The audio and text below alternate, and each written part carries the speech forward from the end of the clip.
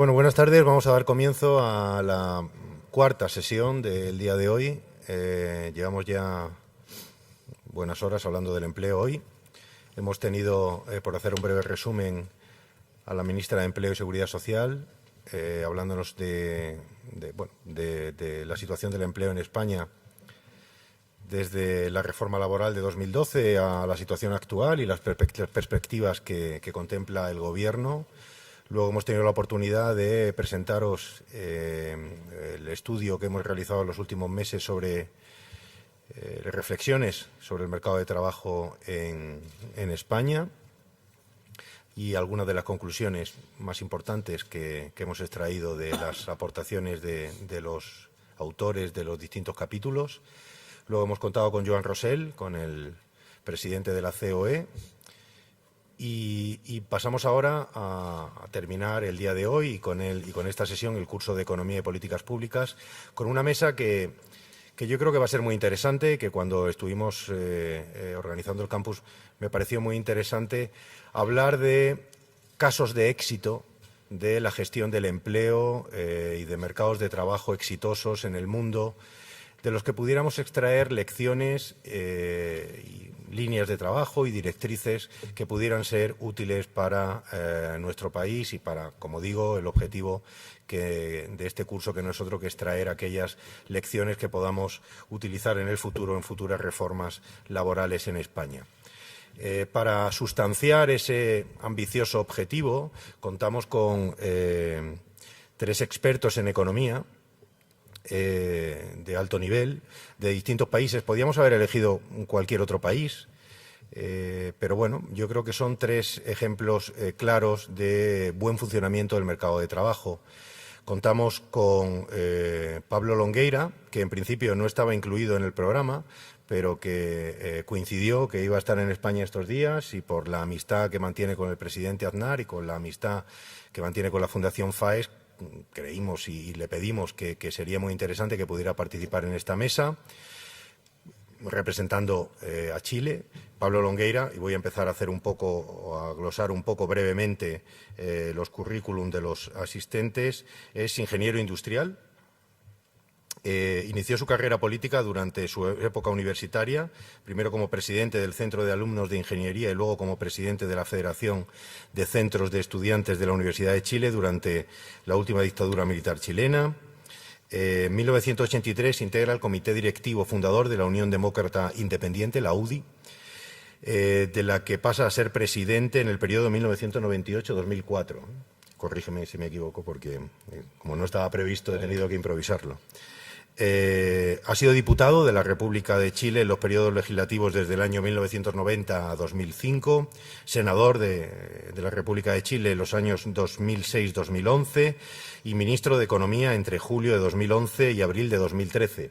Además, un periodo que, bueno, no soy un gran conocedor de la historia de Chile, pero por los resultados que he visto que mantuvo la economía durante tu mandato, estoy seguro que no muchos ministros de Economía alcanzaron ese nivel. Actualmente es asesor del Ministerio de Energía de Chile y estamos encantados de poder contar con Pablo, que nos contará la experiencia chilena y supongo que será, estoy seguro, muy enriquecedora. Contamos también con la presencia de Matías Schaffer. Matías es responsable de política económica de la Fundación Konrad Adenauer, nació en Stuttgart, y es licenciado en Derecho y Administración de Empresas por las universidades de Tubinga, en Alemania, y Grenoble, en Francia. Como digo, en la actualidad es el responsable del Departamento de Política Económica de la CAS.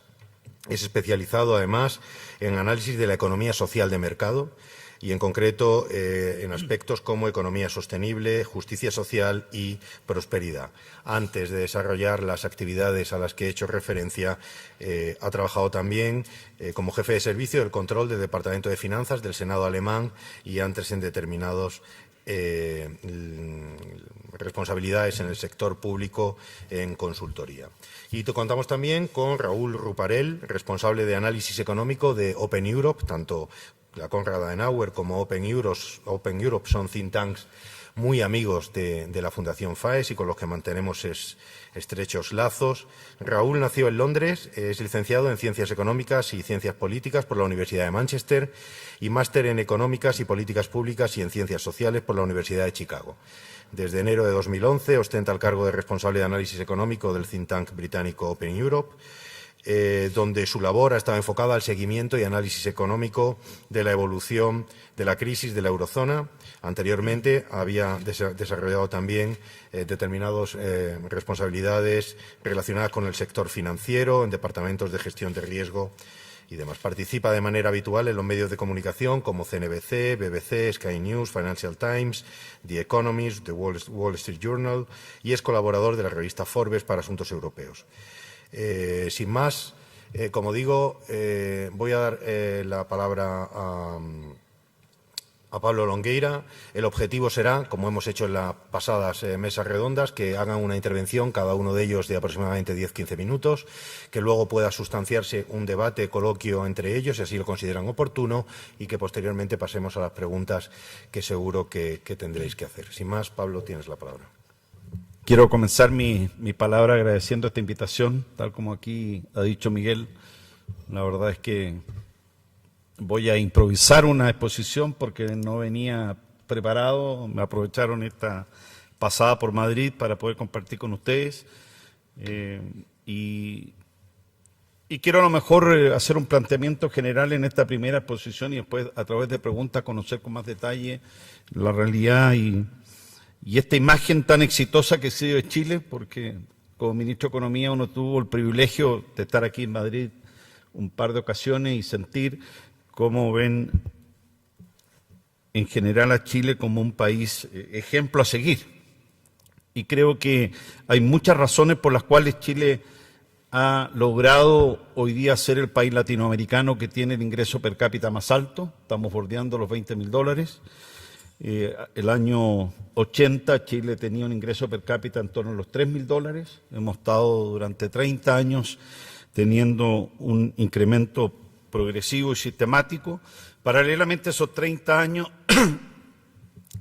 hemos reducido la pobreza en Chile con indicadores iguales a los países latinoamericanos en torno al 45%. Hoy día tenemos una pobreza en torno al 14%, incluidos las familias indigentes del país, y somos el país, uno de los países más abiertos del mundo. Chile es un país que tiene acuerdos de libre comercio, tratados de libre comercio o acuerdos comerciales con cerca del 94% del producto mundial. Por lo tanto, somos un país abierto al mundo, tenemos un arancel promedio que no llega al 1%, fruto de todos estos tratados y estos acuerdos comerciales, y creo que eso es muy importante situarlo porque estos 30 años ha habido un consenso en la política chilena.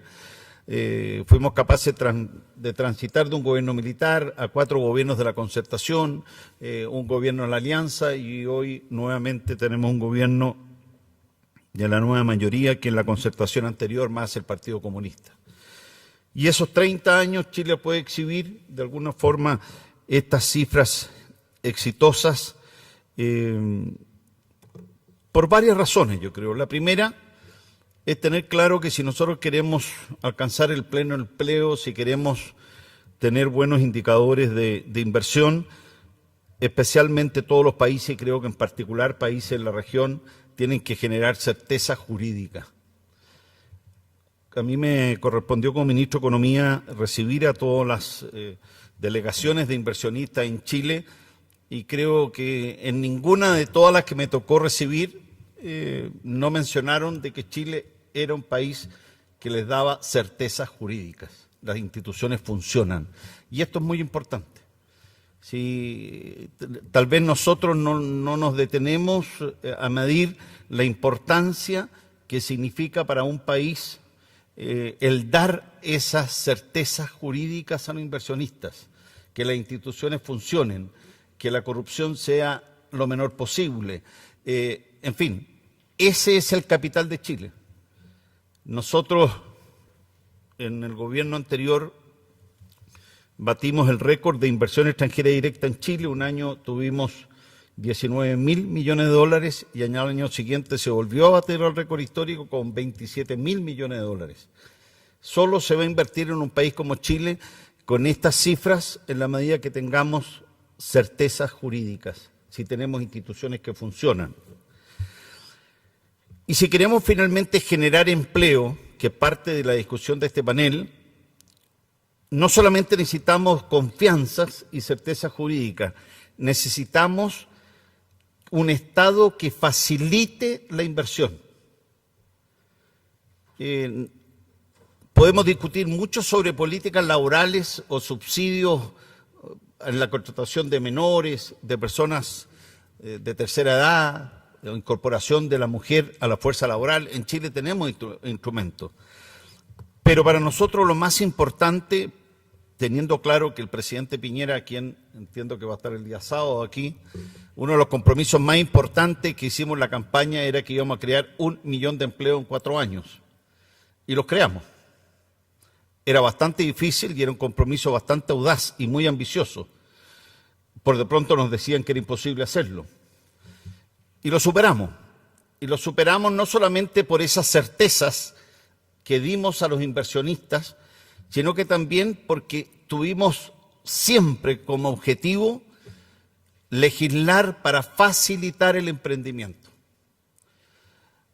Para nosotros el informe, el Doing Business del Banco Mundial era nuestra Biblia todos los años. Todos los años nuestro objetivo era cómo avanzábamos un par de puestos o 5 puestos. Nosotros recibimos a Chile en el lugar 53 y lo entregamos en el lugar 34. De los 10 parámetros que se miden en ese indicador, nosotros teníamos parámetros bastante decentes en algunos de los aspectos relevantes que mide este indicador y en otros muy malos. Y avanzamos en todos. Y era parte del objetivo del gobierno, no solamente del Ministerio de Economía, del Ministerio del Trabajo, del Ministerio de Hacienda, de todas las carteras que tenían algún vínculo con la facilidad para emprender, el legislar y hacer los cambios legislativos o reglamentarios que correspondieran. Y eso nos llevó que en 4 años dimos este salto, prácticamente 20 lugares.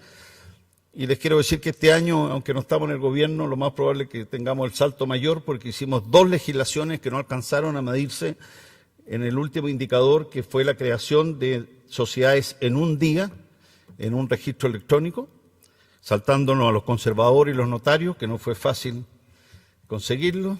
Ustedes sabrán el NOI que hicieron todos los conservadores y notarios para mantener el sistema registral chileno, en que para constituir una sociedad teníamos que gastar mucho dinero y mucho tiempo yendo a las notarías y los conservadores, y hoy día uno puede constituir en Chile una sociedad en un solo día sin gastar un solo peso.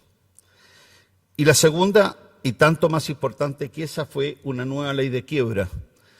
Hay que entender que si nosotros queremos generar empleo, tenemos que hacernos cargo de las 3 etapas del emprendimiento. La primera etapa es cuando se genera el emprendimiento. Nosotros dictamos en los primeros años una ley muy importante que justificó gran parte de este salto que dimos en este indicador del Banco Mundial, que fue reducir los trámites para constituir una sociedad. No solamente hay que constituir la sociedad, sino que también hay que conseguir una cantidad de permisos. Nosotros teníamos un promedio de 27 días y lo redujimos a 7. Y eso significó un crecimiento exponencial de la cantidad de empresas que se crearon en Chile. Y después, adicionalmente, con la constitución de sociedades en un día con un sistema electrónico, dimos un salto histórico y prácticamente triplicamos la cantidad de sociedades y empresas que se crearon en el país.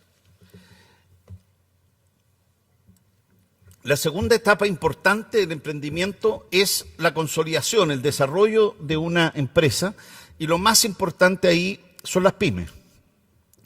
Las grandes compañías en Chile tienen acceso a bonos, a crédito ilimitado prácticamente, por lo tanto el gran desafío, si queremos generar empleo, es facilitar el acceso de las pymes al financiamiento. Ese es el problema. No solamente tienen dificultades porque no tienen las garantías suficientes, sino que además tienen un costo mucho mayor de financiamiento que el que tienen las grandes compañías, y para eso usamos dos instrumentos muy importantes, uno a través de la Corfo, que es la Corporación de Fomento en Chile, que también depende del Ministerio de Economía, donde se estableció un fondo de garantía. Por lo tanto, todos los emprendedores de mediano tamaño pueden recurrir a ese fondo de garantías que pone el Estado con el propósito de obtener líneas de financiamiento más baratas y mejores para desarrollar su emprendimiento. Y adicionalmente, otra institución en Chile que se llama Cercotec, que el Servicio de Cooperación Técnica, que también es el órgano que entrega los capitales semilla a los emprendedores.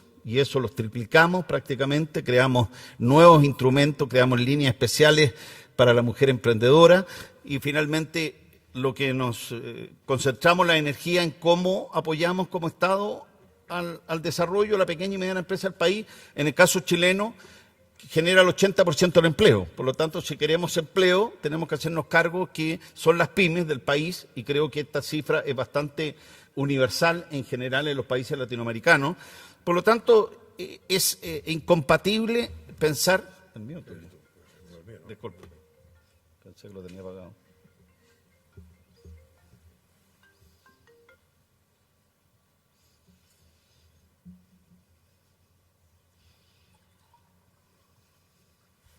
Perdón, pensé que lo tenía pegado.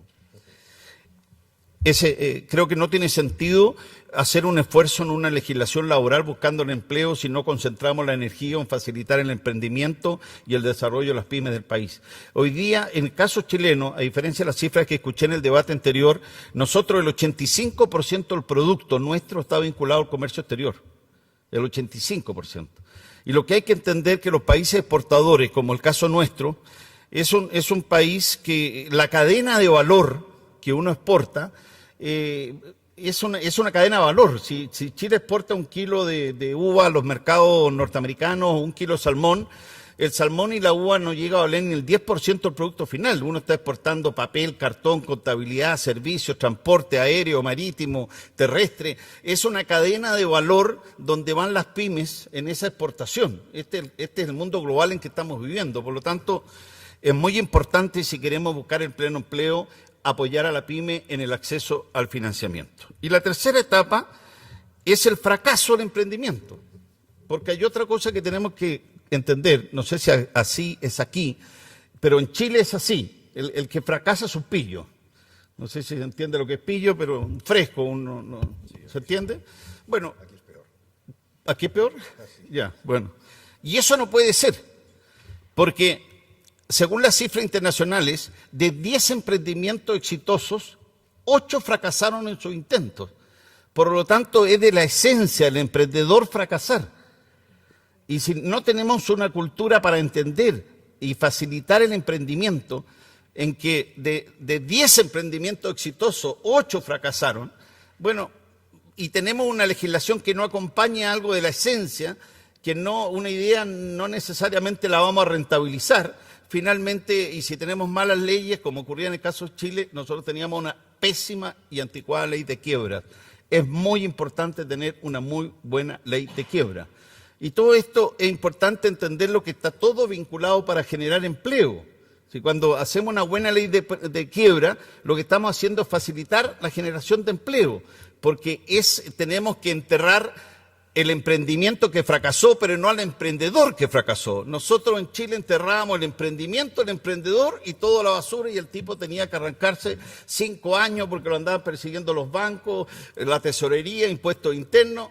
Hicimos una gran ley que se tramitó en nuestro gobierno y creo que nosotros estábamos en el lugar 102 en este indicador que yo les señalaba. Por lo tanto, el salto más grande que vamos a tener en la facilidad en Chile para hacer negocios va a ser este año, porque hicimos una muy buena ley con la mejor experiencia de los países. Colombia tiene una muy buena ley de quiebra y nos asesoraron. Y Chile, piensen que tenía un promedio de resolución de las quiebras de 5,5 años. Ese era nuestro promedio. Y los activos, piensen ustedes que los países eficientes, 1,2 años promedio se resuelven las quiebras.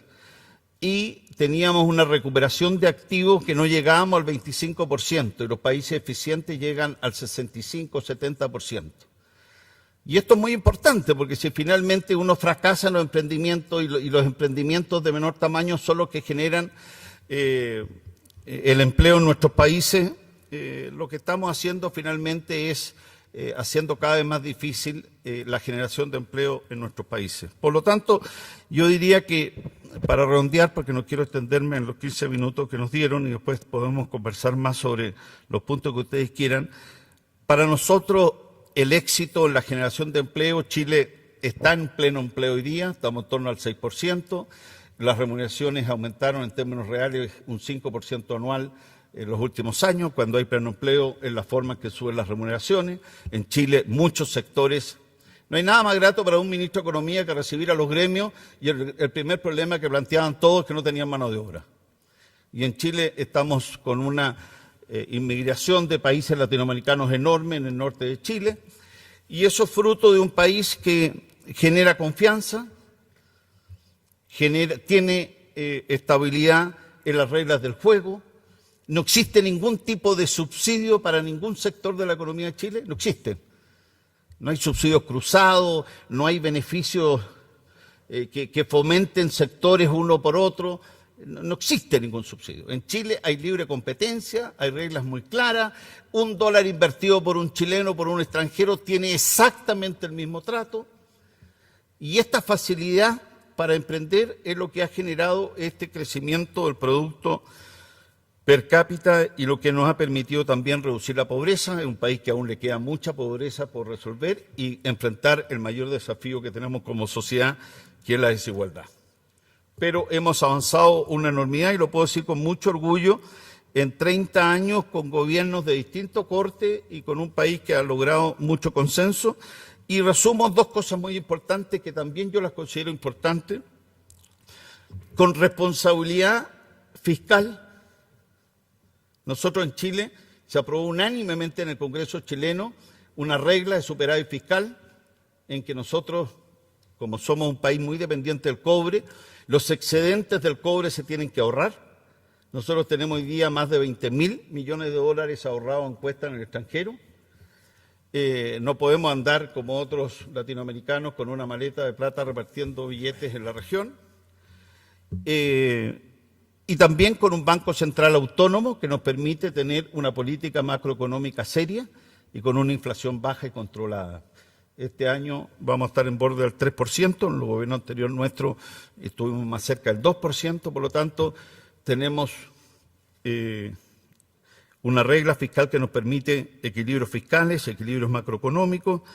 Y por último, el gran desafío para generar empleo es que hayan emprendedores. El Estado tiene que estar al servicio del talento creador de los emprendedores de cada país.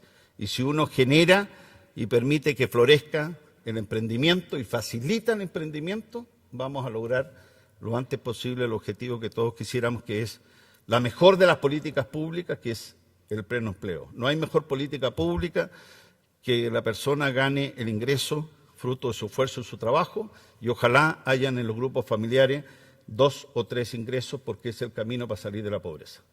Gracias. Muchas gracias, Pablo. Bueno, pues vamos a pasar a Matías Schäfer. Como he dicho antes, el caso alemán es el típico caso, o no tan típico, desgraciadamente, de cómo un proyecto de reforma económica y de reforma aplicada al mercado laboral puede conseguir que el dato que hemos oído hoy, ¿no? que en el año 2009 Alemania sufrió una recesión de su PIB de aproximadamente 5 puntos y, sin embargo, el nivel de empleo solo se redujo en un 0,1%. Aproximadamente son esos datos. Creo que era muy interesante y sirve para abundar en la idea que hemos intentado transmitir también en el informe, en el que además Matías nos aporta un capítulo, y es que el mercado laboral necesita de un espíritu de reforma permanente, más ahora, en un contexto global como en el que estamos, para poder ir adaptándolo a los requerimientos, como digo, de un entorno permanentemente cambiante. Sin más, Matías, cuando quieras tienes la palabra. Miguel, thank you very much. Muchas gracias, Miguel. Es un placer y un honor para mí estar aquí en el Campus FAES para compartir con ustedes algunas lecciones, algunas ideas sobre la reforma o el proceso de reforma del mercado laboral en Alemania. Empezamos hace 10 o 15 años. Primero quiero disculparme por no hablar español. Voy a tener que hablar en inglés. Me ha gustado oír que hay aquí varias personas que hablan alemán. Eso demuestra que Europa está cada vez más unida en lugar de desmembrarse, y además me alegro de saber que ayer el ministro de Finanzas vino al campus y hoy estoy yo aquí, al día siguiente. Un gran honor, repito. Quisiera comenzar explicando 5 o 6 ideas importantes sobre la experiencia alemana. En primer lugar, creo que deberíamos en todo momento tener en cuenta lo ocurrido en la historia. Hace 10 años, en el campus FAES, hace 10 años, nadie hubiera hablado del milagro alemán y nadie hubiera hablado del proceso de reforma en Alemania. No, todo el mundo hablaría de que Alemania era la oveja negra de Europa. Todo el mundo se fijaba en ese momento en España y cómo España había mejorado su situación gracias a todas sus reformas y que era un ejemplo a seguir en la eurozona. Así que la primera lección que tenemos que sacar es que deberíamos ser un poco más modestos. Hace 10 años ni Alemania era tan mala como se le consideraba, ni está ahora tan fuerte como pueda ser vista por algunos, porque incluso ahora tenemos algunos retos a los que enfrentarnos. Pero bueno, voy a hablar de lo que hemos hecho en esta última década. Lo primero que quiero decir es que lo que hemos hecho ha sido crear un consenso político en cuanto a qué es lo que ha fallado en las décadas antes de que Alemania se convirtiera en la enferma de Europa. De hecho, estamos hablando de un proceso que empezó ya en los años 70, ¿no? En Alemania Occidental, con lo que ocurrió con los sueldos, los salarios y los precios, ¿no? Un momento que estos sueldos y salarios eran superiores a la productividad laboral. El mercado laboral de Alemania Occidental, por todas estas razones, perdió competitividad. Los costes laborales unitarios aumentaron más que en ningún otro país.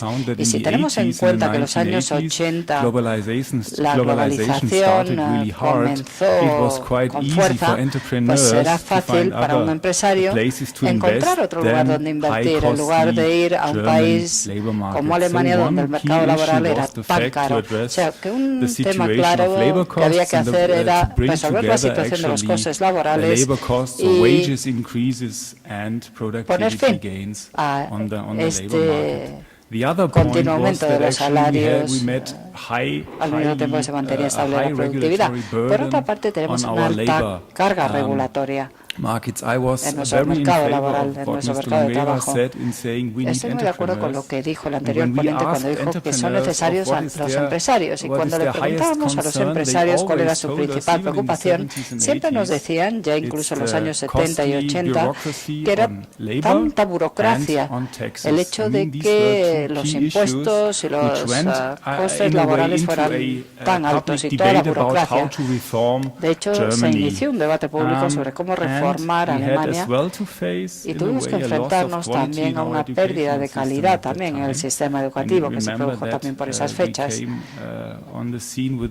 Recuerdo que cuando empezamos a ver los resultados de PISA, nos dimos cuenta de que el sistema perfecto alemán, como lo consideramos nosotros, tenía sus debilidades. Y no solo hablo de la educación escolar, sino también universitaria. O sea que estaba claro que tenemos puntos débiles en nuestro sistema educativo.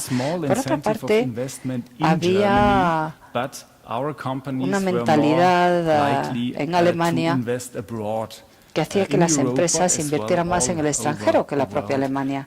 Y no solo fue en Europa, sino fuera de Europa también. Y por otra parte había unos sistemas de prestaciones sociales muy sólidos, ¿no? Teníamos un programa de jubilación anticipada que empezó a sacar a la gente del mercado de trabajo, esperando que así los jóvenes pudieran entrar en el mercado laboral, pero de esta manera creamos un marco en el cual la gente ya a los 55 años empezó a prepararse para jubilarse, lo cual pues no era sostenible, ¿no? El sistema de pensiones dejó de ser sostenible. Aparte de todo esto, otra cosa que hay que tener en cuenta es que con todos estos puntos débiles que tenía el mercado laboral de Alemania Occidental, de pronto encima llegó el proceso de reunificación alemana y eso, claro, afectó también los costes laborales. Toda la gente de la ex República Democrática tuvieron que incorporarse a nuestro sistema de seguridad social sin haber cotizado en modo alguno anteriormente y eso supuso que los costes laborales para el resto de los trabajadores aumentó. Y este fue un shock muy importante que afectó directamente a la competitividad de nuestro mercado laboral. En términos generales, esta es la situación histórica, la situación que teníamos en ese momento, y eso hizo que en Alemania nos encontrábamos con 5 millones de parados, una tasa de desempleo superior al 10-12% en el este de Alemania, incluso se llegó al 20% después de la reunificación, con una estructura en el mercado laboral muy segmentada, muy dividida. Por un lado, había gente que estaba en el mercado laboral y que tenían un alto nivel de protección por las normativas de la época, con unos salarios muy altos, procedentes del sector manufacturero, y por otra parte teníamos a los parados, gente que no tenía ninguna posibilidad de acceder al mercado de trabajo, parados de larga duración, parados con poco nivel de cualificación. Ese era el problema en aquel momento, y la idea política que había detrás de la reforma del mercado laboral era cómo podemos unir estos dos sectores, cómo reducir el riesgo que corren los grupos más vulnerables y al mismo tiempo aumentar el riesgo para aquellas personas que están tan protegidas en el mercado laboral. La idea era, bueno, pues que tuvieran las mismas oportunidades unos y otros, ¿no? Por eso era necesario un consenso político y social, un consenso parecido al que se llegó aquí en España después de una gran crisis. Este fue el punto de partida que llevó a esa convicción de que había que hacer algo, ¿no?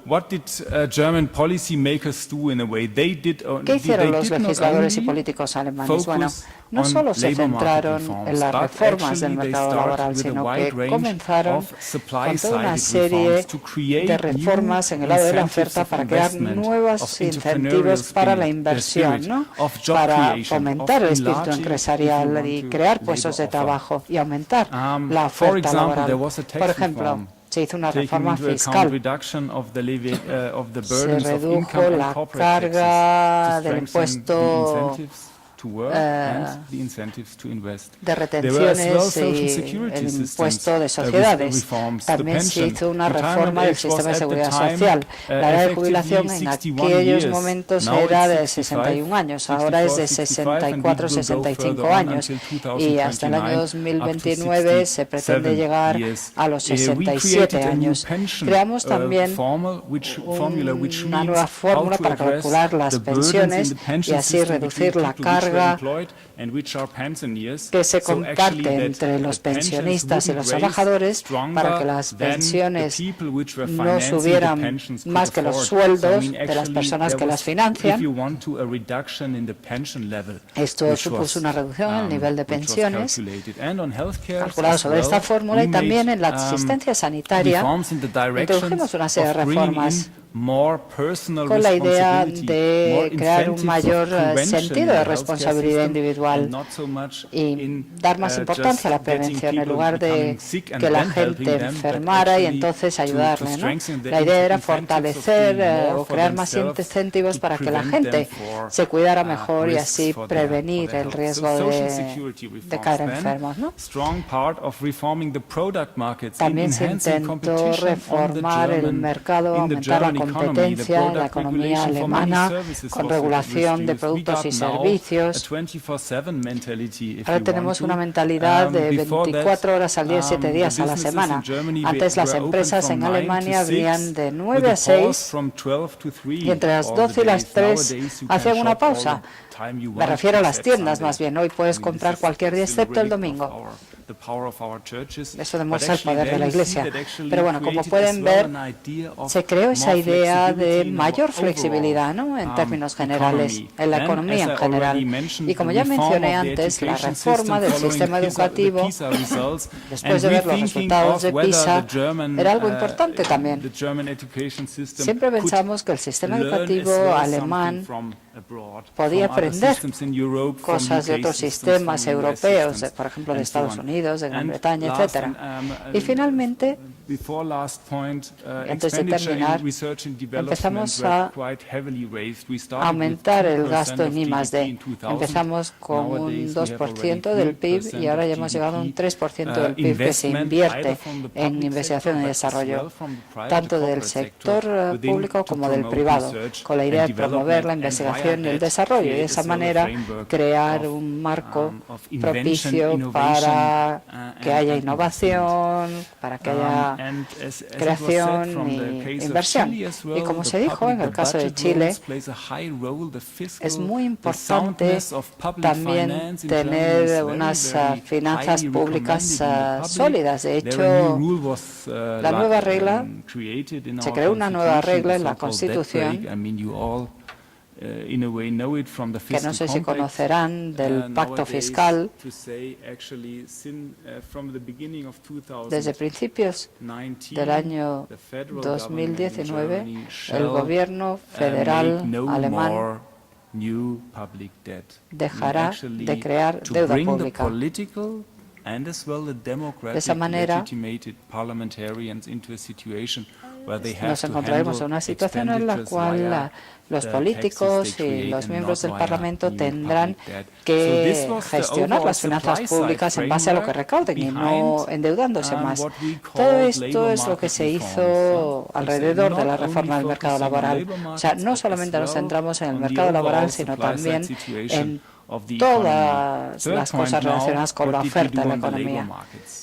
¿Y qué hicimos en el mercado laboral? Bueno, lo primero fue ver, primero con las reformas de la oferta intentamos mejorar la demanda del sector corporativo con todas esas reformas. Con todas estas reformas intentamos ampliar la parte de empleo, etcétera, crear más incentivos, una mejor mano de obra, más incentivos para trabajar. Tenemos aquí el modelo británico representado en esta mesa también. Y ese modelo nos inspiró también en nuestras reformas. Las reformas que se hicieron en Estados Unidos y en Gran Bretaña nos ayudaron mucho. En cuanto a la reforma, de la que se ha hablado ya esta mañana, en algunas ponencias, en primer lugar, hicimos algo, por ejemplo, con los mini-jobs. Intentamos ver cómo podíamos crear un sector de trabajo, digamos, barato, con poca cotización y donde la legislación laboral fuera fácil de aplicar, ¿no? Para estos mini-jobs que llegan a 400 euros al mes. Bueno, eso fue al principio, ahora llegan a los 450. Y dentro de esa escala, pues es fácil contratar y aceptar el trabajo, ¿no? Y recuerden que en nuestro mercado laboral había, digamos, una división entre estar muy protegido y estar totalmente desprotegido. Pues con estos mini-jobs intentamos crear algo intermedio entre los que estaban dentro del mercado laboral y los que estaban fuera y no podían entrar, ¿no? La segunda parte de esta reforma consistió en acabar con la carga regulatoria en materia laboral. Redujimos también la carga que suponía la protección laboral. Trabajamos con los sindicatos en todo tipo de contratos y con eso se creó una mayor flexibilidad. Los empresarios tuvieron más flexibilidad a la hora de contratar a la gente y pudieron hacerlo mejor que antes. En la otra cara de la moneda es que esto supone un mayor riesgo para el empleado, ¿no? Cuando hay menos carga regulatoria para el empresario, eso supone mayor riesgo, ¿no?, para el empleado. Pero lo cierto es que al final, cuando se trata de elegir entre trabajar o estar parado, pues yo creo que no está mal el poder formar parte del mercado de trabajo. Lo tercero que hicimos fue crear o reformar las agencias de empleo. Antes hubo un escándalo con las estadísticas de la agencia de empleo. Habían falseado el análisis estadístico y estas agencias de empleo fueron reformadas y se introdujeron más instrumentos de monitorización y control para ver qué pasaba, ¿no? La verdad es que, aunque fueran, eran agencias que competían con las agencias privadas,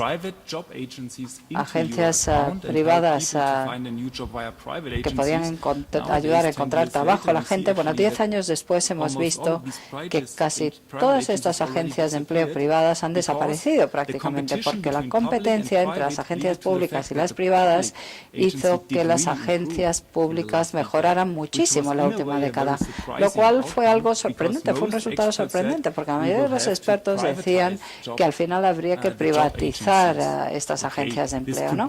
Bueno, pues no sé, quizás sea algo cultural. Parece que a los alemanes les gusta más ir a una agencia de empleo pública que a una privada. Y la cuarta parte de la reforma del mercado de trabajo consistió en reducir el nivel de prestaciones por desempleo, fortaleciendo la situación y aumentando la presión para que la gente aceptara un trabajo en lugar de seguir en el paro. Por lo tanto, cuando había una oportunidad de trabajo para un parado, se le prácticamente exigía aceptarla, ¿no? Había que decirle, tiene usted que hacer todo lo posible para aceptar este puesto de trabajo en lugar de elegir entre si le gusta este trabajo, este no, etcétera. O sea que en términos generales, este marco creó una mayor demanda por parte de los trabajadores y como consecuencia de todo esto ahora el mercado alemán está en mejor forma que antes y de hecho ha sido algo a veces inesperado, ¿no?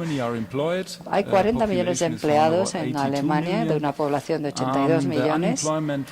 La tasa de desempleo pasó de alrededor del 12% a un 6%, más o menos, parecido a la de Chile. En algunas regiones de Alemania, sobre todo en el sur, hablamos ya de pleno empleo, incluso hemos tenido que buscar a gente de fuera que pueda hacer este tipo de trabajos,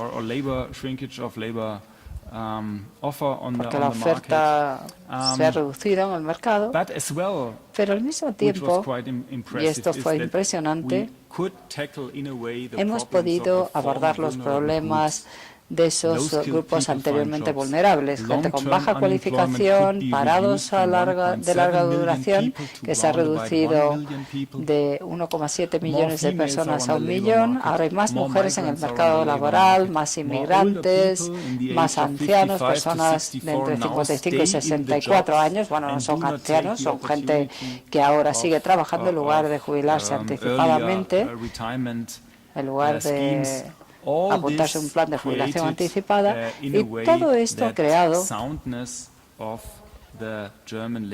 un mercado laboral mucho más sólido y robusto. Lo que no sabemos es qué va a pasar dentro de 10 años, pero bueno, eso daría para otra ponencia, ¿no? O quizás se podría debatir después. Hasta ahora solo he hablado de las cosas positivas, pero claro, también ha habido sombras. Donde hay sol, siempre hay sombras. Bueno, antes había un mercado laboral muy dividido, blanco o negro, y ahora tenemos un mercado más gris, con más tonos de gris, ¿no? Con un sector de bajo nivel salarial muy fuerte, gente que tiene un empleo pero que no tienen capacidad, por ejemplo, con sus ingresos de conseguir unos ingresos suficientes y tener la posibilidad de crear una familia y tener perspectivas a medio plazo de estabilidad laboral. Y ese es un debate público que se está produciendo en Alemania. Estas reformas, que por un lado fueron muy positivas y tuvieron mucho éxito, han conducido a nuevos retos, a nuevas tareas y una nueva necesidad de reformas. Por eso a mí me gusta el título de la publicación. Se habla de que las reformas son un proceso continuo. Una reforma no es algo puntual, que se hace y ya está. No. Estamos hablando de un proceso continuo, gradual, donde los políticos tienen que estar dispuestos a liderar el debate. Ese es el tercer punto que quería comentar, las principales reformas que hicimos en el mercado laboral.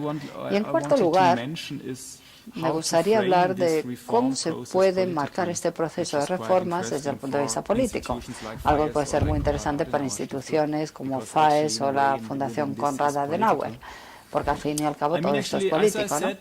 Como dije antes, hubo consenso en el sentido de que era necesario una reforma, ¿no? Y al mismo tiempo un debate público muy importante sobre estas reformas, sobre todo impulsado por los sindicatos, las ONGs, las iglesias de Alemania. Estas reformas han sido muy criticadas porque aumenta el riesgo de desempleo. Pero, desde mi punto de vista, al mismo tiempo se creó un marco de confianza. Confianza por parte de la sociedad y del sector público para continuar con el proceso de reformas, pensando que era algo que no iba a venir del extranjero, sino que iba a ser el resultado de este debate público en el seno del país sobre cómo reformar el mercado laboral y las instituciones sociales. Es verdad que hubo críticas y mucho debate sobre cuáles eran los riesgos y las oportunidades de este proceso de reforma, ¿no? Y este debate, de hecho, fue uno de los motores del éxito.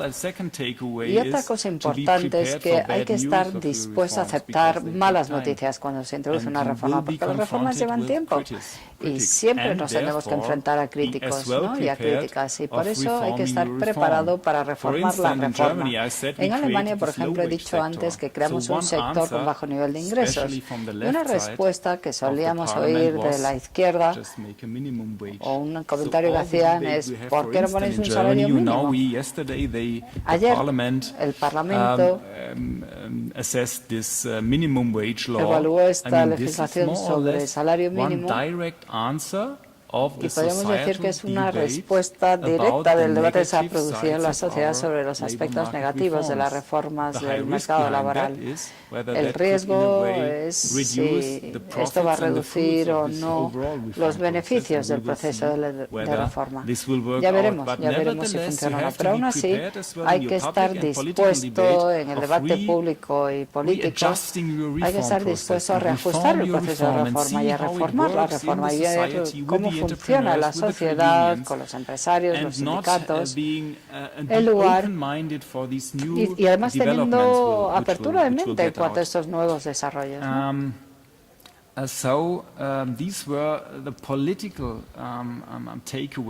Estas son las lecciones políticas que se pueden aprender, ¿no? de estas reformas. Y finalmente el tema de la inclusión social. En Alemania esto es algo que se creó gracias a alianzas sociales. De alguna manera los sindicatos y los empresarios fueron capaces de crear un marco fuera del debate político para ayudar a la gente a gestionar los riesgos y los resultados de la reforma. Y como mencionó Miguel, un aspecto clave fue que Alemania pasó por una gran depresión en el año 2009. Los agentes sociales, por esa razón, pudieron reunirse y encontrar soluciones para mantener el empleo, incluso en un momento en el que la economía general y la demanda estaban fatal. O sea que esas alianzas sociales tan fuertes pueden ser muy útiles. Puede que las cosas sean distintas en el Reino Unido, pero en nuestra experiencia eso ayudó muchísimo a crear un marco propicio a las reformas. Estas son las ideas que quería comentar con ustedes y como se me ha acabado el tiempo, pues quizá luego podríamos hablar de la situación de desempleo juvenil, un tema tan debatido aquí en España. Muchas gracias, Matías. La verdad es que es curioso observar y revelador cómo muchos de los problemas que llevaron a Alemania a tomar o a emprender ese proceso tan profundo de reformas coinciden casi exactamente, son de la misma talla que los problemas que hemos tenido nosotros y que en principio la reforma laboral de 2012 estaba llamada a solucionar y que todavía aún tenemos que seguir solucionando. Elevados, una incorrecta formación de precios, de salarios y de productividad, altas cargas regulatorias, un sistema educativo, dejémoslo, inmejorable y algunos beneficios sociales que también claramente son excesivos, por no hablar de la dualidad, que sin duda alguna, desde mi punto de vista, es el principal problema que sigue acechando a la economía española. Bueno, analizada la economía alemana, pasamos ahora a hablar de el mercado laboral británico con Raúl. Quizá es el ejemplo, ¿no?, paradigmático de un enfoque anglosajón que tantas veces ha sido enarbolado por algunos segmentos del espectro político, pero que seguro que tiene sus ventajas y sus inconvenientes y que Raúl nos pasará a detallar. Raúl. Micrófono, por favor. Voy a hablar en inglés también, porque no hablo español. Quiero dar las gracias a Miguel y a FAES por haberme invitado. Es estupendo volver a Madrid y volver a colaborar con FAES, sobre todo hablando de un tema que es de tanta importancia para Europa y sobre todo para países como España y los países del sur de Europa, que tantos problemas tienen de desempleo juvenil. No voy a repetir muchas de las cosas que ya se han dicho, porque estoy de acuerdo totalmente con lo que se ha comentado. Reformas estructurales del mercado laboral, el entorno empresarial, el espíritu empresarial, las políticas de oferta. Bueno, el Reino Unido ha adoptado muchas de estas políticas durante la época de Thatcher y posteriormente. Y es verdad que fue un proceso difícil, pero que ha llevado al éxito. Yo creo que el Reino Unido ha conseguido llegar a buen puerto con sus reformas. Y quiero hablar un poco ahora de la respuesta a la crisis. ¿Cómo ha respondido también el Reino Unido en términos de empleo a esta crisis, la peor crisis de una generación?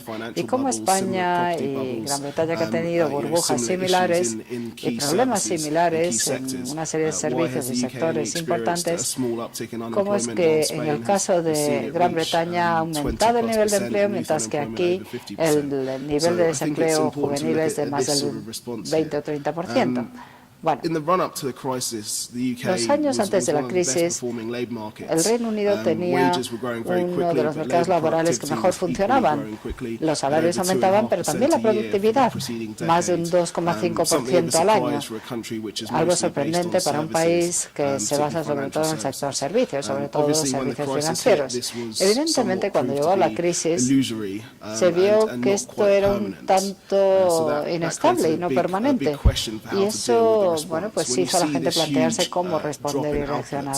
Cuando uno ve una caída importante en la producción y la productividad y una gran recesión, hay dos posibles respuestas básicas. Voy a intentar explicarlo firmemente. Las empresas o bien pueden bajar los sueldos o despedir a gente para mantenerse a flote. Para estar las dos alternativas. En España y en el Reino Unido, yo creo que las elecciones que se han hecho han sido justo lo contrario, ¿no? En el Reino Unido, Unido nos pudimos centrar más en la parte salarial debido a la situación del mercado laboral. Entre el año 2008 y el 2014 los salarios reales han caído en un 8%, mientras que el desempleo solamente ha subido del 5,5 al 8% y ahora ha vuelto a bajar al 7%. O sea, los esfuerzos que se han hecho sobre todo a nivel salarial. Es una buena manera de responder a la crisis. Por eso no ha habido tanto impacto en el empleo en el Reino Unido. Y al recortar los salarios, los costes unitarios laborales han bajado y eso ha mantenido a flote muchas de las empresas británicas. En cuanto a España, todos estarán familiarizados con el hecho de que lo que se ha hecho ha sido, bueno, pues despedir a gente en lugar de bajar salarios, y esta ha sido, bueno, la principal respuesta aquí, ¿no? Os explicaré por qué el Reino Unido pudo responder como respondió y por qué España ha seguido una vía diferente, ¿no?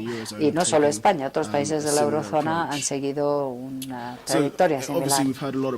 Hemos oído hablar mucho de la flexibilidad del mercado de trabajo, pero ¿eso qué significa en la realidad? Bueno, en el Reino Unido eso significa que el bajar los salarios no es un obstáculo. Se pueden recortar salarios, cosa que no se puede hacer en otras partes de Europa. El sistema de negociación salarial es muy descentralizado y no se hace a nivel individual ni a nivel de empresa, ni tampoco a nivel regional, con la excepción de algunos servicios públicos. Y eso ha permitido una respuesta fácil y rápida en términos salariales.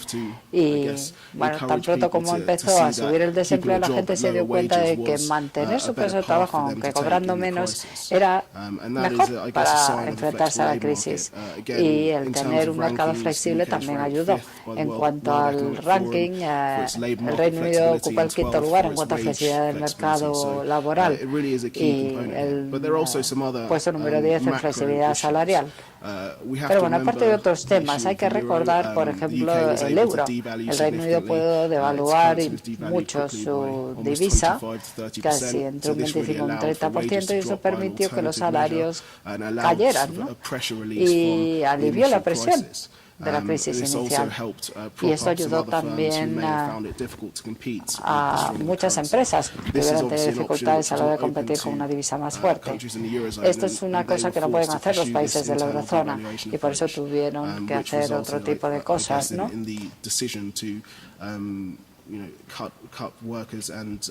Por eso aquí ha habido que despedir a muchos trabajadores y aumentar el nivel de paro. También deberíamos analizar en mayor detalle por qué las empresas decidieron conservar a sus trabajadores. No fue una decisión consciente. No es que decidieran conservar a sus trabajadores, no, es que esto ocurrió a nivel de toda la economía.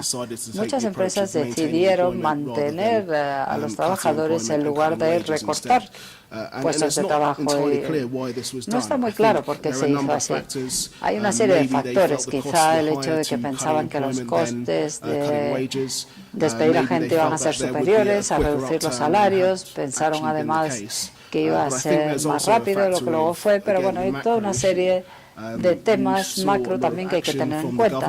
El gobierno actuó mucho con estímulo fiscal a través de una serie de rescates de bancos, inyecciones en el sector financiero. También el Banco de Inglaterra inundó el mercado de liquidez y todo esto ayudó a muchos bancos y a muchas empresas y les permitió mantener unos niveles de empleo que en crisis anteriores no hubiera sido posible, ¿no? No hubiera sido algo viable.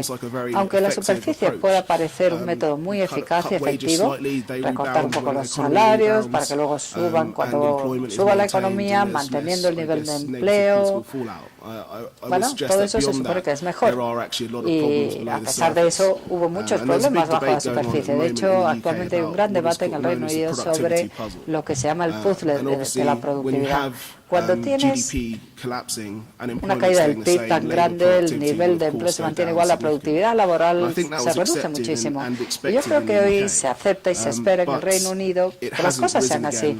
Pero después de la crisis ha vuelto a surgir el tema. Históricamente, los análisis del Banco de Inglaterra demostraron que 4 años después de la crisis uno espera que aumente la productividad laboral.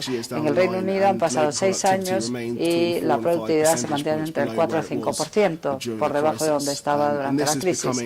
Y esto se está convirtiendo en una cuestión estructural para el Reino Unido. ¿Cuál es nuestra productividad real? ¿Cuál es el potencial de PIB real del Reino Unido?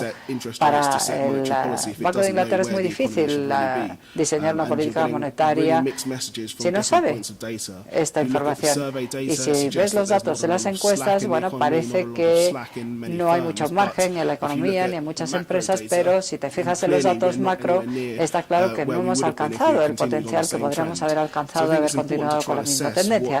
Por eso es importante evaluar cuáles son las causas de esta crisis de productividad laboral que estamos sufriendo en el Reino Unido. Hay varios factores potenciales que podrían influir, aunque ninguno pueda demostrar cuál es la respuesta. Hay una serie de problemas. Por un lado, el crecimiento antes de la crisis era insostenible desde el punto de vista del Reino Unido. Un crecimiento enorme de productividad en el sector servicios es poco realista, ¿no? Sin inversión. Por eso se ha producido esa corrección probablemente. Así que, bueno, yo creo que ha sido una corrección sana que tenía que ocurrir, pero por otra parte va a ser un problema duradero, ¿no? Por la manera en que influye la productividad. Luego está la cuestión del realineamiento de la economía. Esto es algo que también se aplica a España. Hablaré de ello al final. Pero debido a los problemas macro que mencioné antes, donde había bancos y empresas rescatadas por el gobierno y por el Banco de Inglaterra, el dinero siguió fluyendo hacia esas empresas y los bancos, en lugar de impulsar el crecimiento económico, sigue fluyendo a estos viejos sectores, ¿no?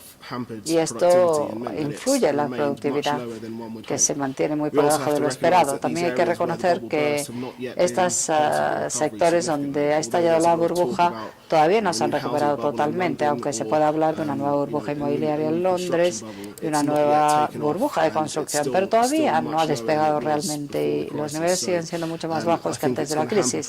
Por eso yo creo que esto va a afectar a la productividad todavía durante unos años. Luego hay otros temas como la falta de inversión en la economía general, la disminución del crecimiento del capital, falta de inversión en el sistema educativo, que es otro gran problema en el Reino Unido, por el tipo de trabajadores que están saliendo del sistema educativo, que siguen siendo trabajadores más orientados al sector financiero que los nuevos sectores que nos gustaría que crecieran. Y también hay otros problemas subyacentes. Todo el mundo ha hablado del desempleo juvenil. Yo no creo que el Reino Unido haya hecho un buen trabajo aquí. Estamos hablando de un 17-18% de desempleo juvenil en el Reino Unido, que sé que para España suena algo ideal, ¿no? Pero históricamente es una cifra bastante mala para el Reino Unido y es algo que afecta a toda Europa. Necesitamos hacer un esfuerzo europeo para reducir el desempleo juvenil. Hemos intentado trabajar en toda una serie de cosas, pero hay muchas dudas de si se debería tener a esa gente como becarios o pagándoles, etcétera. Una de las cosas que se ha hecho ha sido contratar a trabajadores jóvenes a tiempo parcial. Y eso ha llevado a otro problema, que es el infraempleo, ¿no? Un gran porcentaje de la gente que trabaja en el Reino Unido querría trabajar más tiempo. Son trabajadores a tiempo parcial, pero les gustaría trabajar a tiempo completo. Y eso se está convirtiendo en un problema estructural en el Reino Unido, porque cada vez se contrata más a tiempo parcial. Y esto, bueno, pues está también afectando a la productividad y también al crecimiento. Aunque es verdad que hay cosas buenas en el Reino Unido, lo cierto es que antes de la crisis los salarios aumentaron rápidamente y el crecimiento de productividad que se consiguió durante la crisis no es sostenible, ¿no? O sea que hay cosas que hay que abordar y desde ese punto de vista el Reino Unido yo creo que tuvo razón siguiendo la vía que siguió con los salarios, reduciendo los salarios reales, pero por otra parte creo que el tema del desempleo empleo tiene efectos a largo plazo, porque lo que hace es propagar la vieja estructura económica. Yo no creo que el crecimiento futuro del Reino Unido vaya a venir por los servicios financieros, la construcción y la vivienda. Nos gustaría que se desarrollaran otros sectores, alta tecnología, energía, manufactura. Nos gustaría que se recuperaran y mejoraran. Así que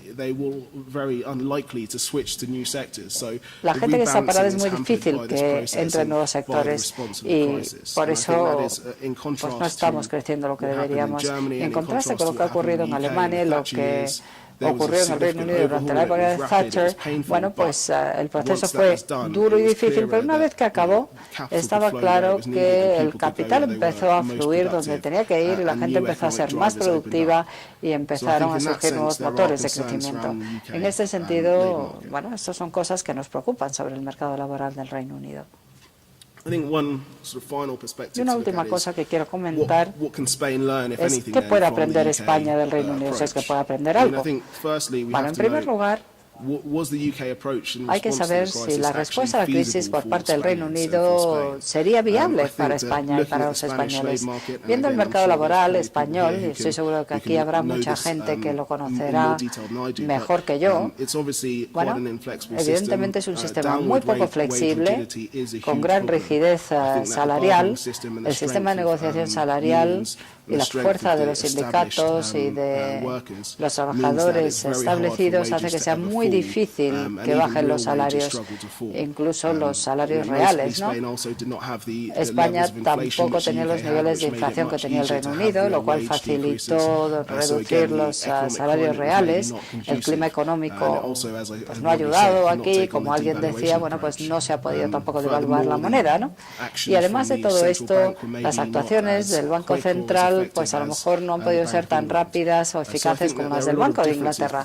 Por eso hay muchas diferencias entre la manera en que han actuado ambos países. Aún así, bueno, yo tengo preocupaciones por el sistema utilizado por España. Si uno se decanta mucho por una causa o por un lado, hay posibilidades de que ocurran cosas que uno no nos gustan. Y si la productividad aumenta solo a base de reducir los costes laborales unitarios y despidiendo a trabajadores, me preocupa que esto se convierta en algo cíclico, ¿no? Y que no cambie una vez que la economía mejore y que siga habiendo problemas de competitividad después. Es una pregunta que habría que plantearse y que todavía está por ver qué va a ocurrir en España una vez que España vuelva a tener altos niveles de crecimiento y de empleo. Pero bueno, es una preocupación que me parece que no se han hecho cambios estructurales importantes, por ejemplo, desde el sistema de negociación hasta el sistema en general. Como he dicho antes, la parte positiva de todo esto es que bueno, se ha hecho una reforma laboral en cuanto a los sectores donde hay empleo. En el Reino Unido el futuro no va a estar en la construcción, ni en la vivienda, ni en la inmobiliaria, ni en los servicios financieros. Probablemente estará en otro sitio, pero la pregunta es si España ha creado las condiciones necesarias para que los trabajadores cambien de trabajo. Yo creo que eso no ha ocurrido todavía. Y si escuchas lo que ha dicho Pablo y han dicho otros, todas las reformas que habría que hacer para que la gente busque un puesto de trabajo en otro sector no se han producido todavía. Hay que cambiar el sistema regulatorio, la parte educativa, formación y, bueno, invertir en capital humano y no tanto en infraestructura, ¿no? Esto es algo que no se ha hecho todavía aquí. Y ese sería el siguiente paso. Después de haber decidido si se quiere reducir la presión en el lado del empleo, pues hay que hacer estas cosas. Y una última cosa que quiero decir es, bueno, ¿es un método más fácil que el otro desde el punto de vista político? Bueno, yo creo que todos somos conscientes de cuán venenoso puede ser un aumento importante del desempleo.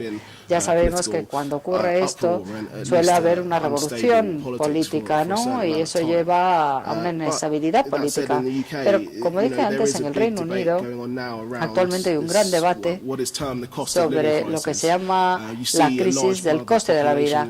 Una gran parte de la población del Reino Unido ahora tiene salarios que no les llegan.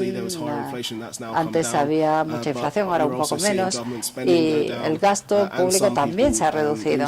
Y hay gente que está perdiendo su puesto de trabajo, con lo cual eso está creando un clima en el cual la gente ve como sus ingresos se reducen. Y esto, políticamente hablando, hace que la situación sea difícil, aunque no se haya llegado al mismo nivel de desempleo que aquí.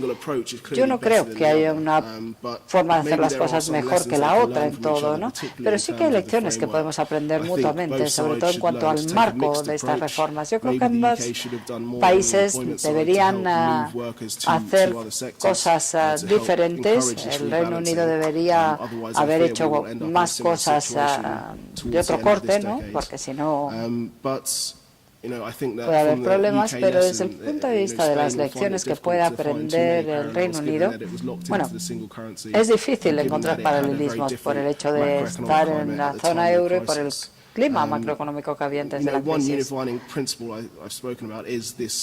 principio muy importante es reequilibrar y encontrar nuevos sectores de crecimiento.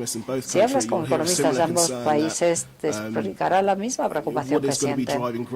¿Qué es lo que va a impulsar el crecimiento? En el Reino Unido estamos viendo que los servicios financieros se están remontando, también el sector inmobiliario, sobre todo en Londres, pero otros sectores que esperábamos que despegaran no han despegado todavía, con lo cual volvemos a la vieja forma de hacer las cosas. Y aquí en España vemos que está aumentando la demanda, el consumo, pero ¿es esta una fuente de crecimiento sostenible a largo plazo?